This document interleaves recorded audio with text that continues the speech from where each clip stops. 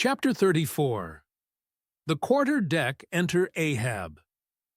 Then, all it was not a great while after the affair of the pipe, that one morning shortly after breakfast, Ahab, as was his wont, ascended the cabin gangway to the deck. There most sea captains usually walk at that hour, as country gentlemen, after the same meal, take a few turns in the garden. Soon his steady ivory stride was heard, as to and fro he paced his old rounds, upon planks so familiar to his tread that they were all over-dented, like geological stones, with the peculiar mark of his walk. Did you fixedly gaze, too, upon that ribbed and dented brow? There also you would see still stranger footprints, the footprints of his one unsleeping, ever-pacing thought.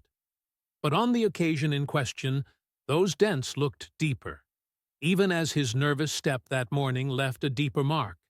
And so full of his thought was Ahab that at every uniform turn that he made, now at the mainmast and now at the binnacle, you could almost see that thought turn in him as he turned, and pace in him as he paced, so completely possessing him indeed, that it all but seemed the inward mold of every outer movement. "Do you mark him, Flask?" whispered Stubb. "The chick that's in him pecks the shell. 'Twill soon be out." The hours wore on, Ahab now shut up within his cabin, anon pacing the deck with the same intense bigotry of purpose in his aspect. It drew near the close of day. Suddenly he came to a halt by the bulwarks, and inserting his bone leg into the auger hole there, and with one hand grasping a shroud, he ordered Starbuck to send everybody aft. "Sir," said the mate, astonished at an order seldom or never given on shipboard, except in some extraordinary case. "Send everybody aft," repeated Ahab. "Mastheads there, come down." When the entire ship's company were assembled, and with curious and not wholly unapprehensive faces, were eyeing him, for he looked not unlike the weather horizon when a storm is coming up, Ahab, after rapidly glancing over the bulwarks, and then darting his eyes among the crew, started from his standpoint, and as though not a soul were nigh, him resumed his heavy turns upon the deck. With bent head and half-slouched hat, he continued to pace, unmindful of the one daring whispering among the men, till Stubb cautiously whispered to Flask that Ahab must have summoned them there for the purpose of witnessing a pedestrian feat. But this did not last long. Vehemently pausing, he cried, "What do ye do when ye see a whale, men?" "Sing out for him," was the impulsive rejoinder from a score of clubbed voices. "Good!" cried Ahab, with a wild approval in his tones, observing the hearty animation into which his unexpected question had so magnetically thrown them. "And what do you next, men?" "Lower away, and after him." "And what tune is it ye pull to, men? A dead whale, or a stove-boat?" More and more strangely and fiercely glad and approving grew the countenance of the old man at every shout, while the mariners began to gaze curiously at each other, as if marveling how it was that they themselves became so excited at such seemingly purposeless questions. But they were all eagerness again, as Ahab, now half revolving in his pivot hole, with one hand reaching high up a shroud, and tightly, almost convulsively grasping it, addressed them thus: "All ye mastheaders have before now heard me give orders about a white whale. Look ye, d'ye see this Spanish ounce of gold?" Holding up a broad, bright coin to the sun. "It is a $16 piece, men. Do you see it? Mr. Starbuck, hand me yon top maul." While the mate was getting the hammer, Ahab, without speaking, was slowly rubbing the gold piece against the skirts of his jacket, as if to heighten its luster, and without using any words was meanwhile lowly humming to himself, "Produ." ching a sound so strangely muffled and inarticulate that it seemed the mechanical humming of the wheels of his vitality in him.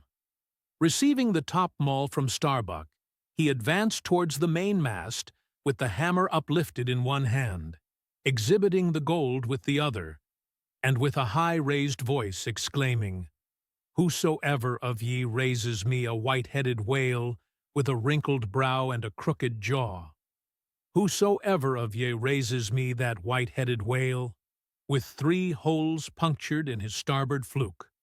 Look ye, whosoever of ye raises me that same white whale, he shall have this gold ounce, my boys." "Huzzah! Huzzah!" cried the seamen, as with swinging tarpaulins they hailed the act of nailing the gold to the mast. "It's a white whale, I say," resumed Ahab, as he threw down the top maul, "a white whale. Skin your eyes for him, men, look sharp for white water. If ye see but a bubble, sing out." All this while Tashtego, Dagu, and Queequeg had looked on with even more intense interest and surprise than the rest, and at the mention of the wrinkled brow and crooked jaw they had started as if each was separately touched by some specific recollection.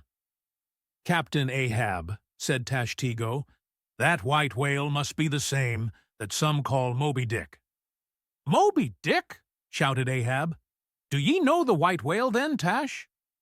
Does he fantail a little curious, sir, before he goes down?" said the gay-header deliberately. "And has he a curious spout, too?" said Dagu. "Very bushy, even for a parmacetti, and mighty quick, Captain Ahab." "And he have 1, 2, 3, oh, good many iron in him hide, too, Captain," cried Queequeg disjointedly. "All twiskety betwisk, like him, faltering hard for a word, and screwing his hand round and round as though uncorking a bottle. "Like him. "Corkscrew," cried Ahab. "Aye, Queequeg, the harpoons lie all twisted and wrenched in him." "Aye, Dagu, his spout is a big one, like a whole shock of wheat, and white as a pile of our Nantucket wool after the great annual sheep shearing." "Aye, Tashtego, and he fantails like a split jib in a squall." "Death and devils! Men, it is Moby Dick ye have seen. Moby Dick, Moby Dick." "Captain Ahab," said Starbuck, who, with Stubb and Flask, had thus far been eyeing his superior with increasing surprise, but at last seemed struck with a thought which somewhat explained all the wonder. "Captain Ahab, I have heard of Moby Dick, but it was not Moby Dick that took off thy leg?" "Who told thee that?" cried Ahab. Then pausing, "Aye, Starbuck, aye, my hearties all round. It was Moby Dick that dismested me, Moby Dick that brought me to this dead stump I stand on now.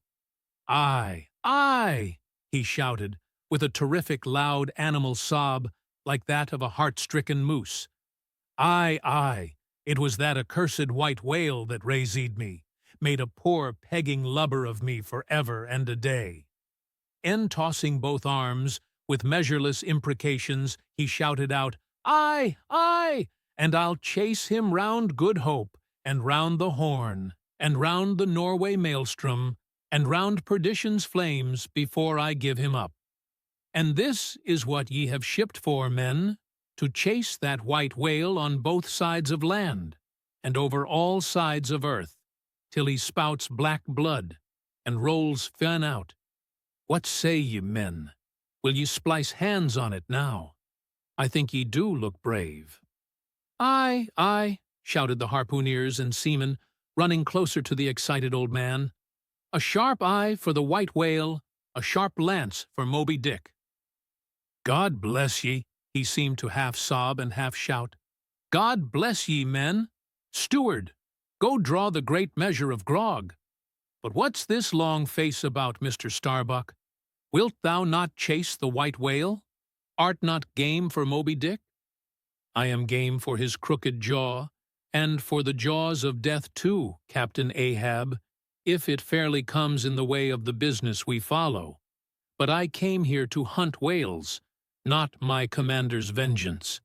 How many barrels will thy vengeance yield thee, even if thou gettest it, Captain Ahab? It will not fetch thee much in our Nantucket market. Nantucket market! Hoot! But come closer, Starbuck. Thou requirest a little lower layer. If money's to be the measurer, man, and the accountants have computed their great counting-house the globe, by girdling it with guineas, 1 to every 3 parts of an inch, then let me tell thee that my vengeance will fetch a great premium here. He smites his chest, whispered Stubb. What's that for? Methinks it rings most vast, but hollow. Vengeance on a dumb brute, cried Starbuck, that simply smote thee from blindest instinct. Madness, to be enraged with a dumb thing, Captain Ahab, seems blasphemous. Hark ye yet again, the little lower layer. All visible objects, man, are but as pasteboard masks. But in each event, in the living act, the undoubted deed, there some unknown but still reasoning thing puts forth the moldings of its features from behind the unreasoning mask. If man will strike, strike through the mask. How can the prisoner reach outside except by thrusting through the wall? To me, the white whale is that wall, shoved near to me. Sometimes I think there's naught beyond. But 'tis enough. He tasks me. He heaps me. I see in him outrageous strength, with an inscrutable malice sinewing it. That inscrutable thing is chiefly what I hate. And be the white whale agent, or be the white whale principal, I will wreak that hate upon him. Talk not to me of blasphemy, man. I'd strike the sun if it insulted me. For could the sun do that, then could I do the other. Since there is ever a sort of fair play herein, jealousy presiding over all creations, but not my master, man, is even that fair play. Who's over me? Truth hath no confines. Take off thine eye. More intolerable than fiends' glarings is a doltish stare. So, thou reddenest and palest. My heat has melted thee to anger glow. But look ye, Starbuck, what is said in heat, that thing unsays itself. Ere are men from whom warm words are small indignity. I meant not to incense thee. Let it go. Look, see yonder Turkish cheeks of spotted tawn. Living, breathing pictures painted by the sun. The pagan leopards, the unrecking and unworshipping things that live and seek and give no reasons for the torrid life they feel. The crew, man, the crew. Are they not one and all with Ahab in this matter of the whale? See Stubb, he laughs. See yonder Chilean. He snorts to think of it. Stand up amid the general hurricane. Thy one toast sapling cannot, Starbuck. And what is it? Reckon it. 'Tis but to help strike a fin. No wondrous feat for Starbuck. What is it more?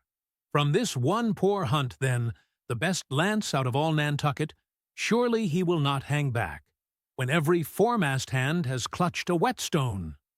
Ah, constrainings seize thee. I see, the billow lifts thee. Speak, but speak. Aye, thy silence, then, that voices thee. Aside, something shot from my dilated nostrils. He has inhaled it in his lungs. Starbuck now is mine, cannot oppose me now, without rebellion. God keep me, keep us all, murmured Starbuck lowly. But in his joy at the enchanted, tacit acquiescence of the mate, Ahab did not hear his foreboding invocation, nor yet the low laugh from the hold, nor yet the presaging vibrations of the winds in the cordage, nor yet the hollow flap of the sails against the masts, as for a moment their hearts sank in. For again Starbuck's downcast eyes lighted up with the stubbornness of life. The subterranean laugh died away. The winds blew on. The sails filled out. The ship heaved and rolled as before. Ah, ye admonitions and warnings, why stay ye not when ye come? But rather are ye predictions than warnings, ye shadows. yet not so much predictions from without, as verifications of the foregoing things within. For with little external to constrain us, the innermost necessities in our being, these still drive us on. "The measure! The measure!" cried Ahab. Receiving the brimming pewter, and turning to the harpooneers, he ordered them to produce their weapons. Then ranging them before him near the capstan, with their harpoons in their hands, while his 3 mates stood at his side with their lances, and the rest of the ship's company formed a circle round the group, he stood for an instant searchingly eyeing every man of his crew. But those wild eyes met his, as the bloodshot eyes of the prairie wolves meet the eye of their leader, ere he rushes on at their head in the trail of the bison. But alas, only to fall into the hidden snare of the Indian. "Drink and pass," he cried, handing the heavy charged flagon to the nearest seaman. "The crew alone now drink. Round with it, round, short draughts, long swallows, men. 'Tis hot as Satan's hoof. So, it goes round excellently. It spiralizes in ye, forks out at the serpent-snapping eye. Well done, almost drained. That way it went, this way it comes. Hand it me, here's a hollow. Men, you seem the years, so brimming life is gulped and gone. Steward, refill. Attend now, my braves. I have mustered ye all round this capstan, and ye mates, flank me with your lances, and ye harpooneers, stand there with your irons, and ye stout mariners, ring me in, that I may in some sort revive a noble custom of my fisherman fathers before me. O men, you will yet see that? Ha, boy, come back. Bad pennies come not sooner. Hand it me. Why now, this pewter had run brimming again, wert not thou St. Vitus's imp. Away, thou egg. Advance, ye mates, cross your lances full before me. Well done, let me touch the axis. So saying, with extended arm, he grasped the 3 level, radiating lances at their crossed center, while so doing, suddenly and nervously twitched them. Meanwhile, glancing intently from Starbuck to Stubb, from Stubb to Flask, it seemed as though, by some nameless, interior volition, he would fain have shocked into them the same fiery emotion accumulated within the Leyden jar of his own magnetic life. The 3 mates quailed before his strong, sustained, and mystic aspect. Stubb and Flask looked sideways from him. The honest eye of Starbuck fell downright. "In vain," cried Ahab, "but maybe 'tis well. For did ye 3 but once take the full-forced shock, then mine own Elaric thing, that had perhaps expired from out me. Perchance, too, it would have dropped ye dead. Perchance ye need it not. Down, lances! And now, ye mates, I do appoint ye 3 cup-bearers to my 3 pagan kinsmen there, yon 3 most honorable gentlemen and noblemen, my valiant harpooneers. Disdain the task? What, when the great Pope washes the feet of beggars, using his tiara for ewer? O my sweet cardinals, your own condescension, that shall bend ye to it. I do not order ye. Ye will it. Cut your seizings and draw the poles, ye harpooneers. Silently obeying the order, the 3 harpooneers now stood with the detached iron part of their harpoons, some 3 feet long, held, barbs up, before him. "Stab me not with that keen steel. Cant them over. Know ye not the goblet end? Turn up the socket. So. Now, you cup-bearers, advance. The irons, take them, hold them while I fill." Forthwith, slowly going from one officer to the other, he brimmed the harpoon sockets with the fiery waters from the pewter. "Now, 3 to 3, ye stand. Commend the murderous chalices. Bestow them, ye who are now made parties to this indissoluble league. Ha! Starbuck! But the deed is done. Yon ratifying sun now waits to sit upon it. Drink, ye harpooneers. Drink and swear, ye men that man the deathful whaleboat's bow. Death to Moby Dick. God hunt us all, if we do not hunt Moby Dick to his death." The long barbed steel goblets were lifted, and to cries and maledians against the white whale, the spirits were simultaneously quaffed down with a hiss. Starbuck paled and turned and shivered.